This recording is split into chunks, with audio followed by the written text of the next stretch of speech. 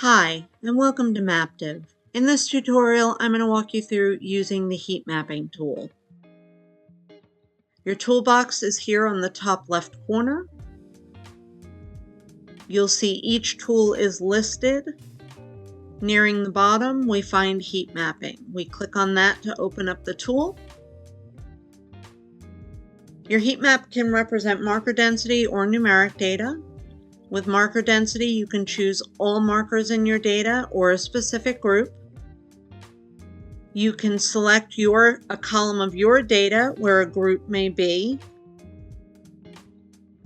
and then you can select which group you'd like. Or you can choose all markers in your data, and that's just going to do a general heat map on the map. If choosing numeric data, it's going to be much like choosing a group, except numerically. So you can choose a sales column or a numeric column of some sort, and then you'll have the ability to, again, choose all markers in data or a specific group. Specific group, again, is going to take us back to those columns in your data. So I could choose my salesperson and do it by each of their sales if I wanted to. For the example today, I'm just going to represent marker density in all markers in my data, and I'm just going to click Add Heat Map. That's going to place the heat map on the map. You can hide your map markers right here using this button. You can actually do that at any time. You have the ability to adjust the radius in either direction, the opacity,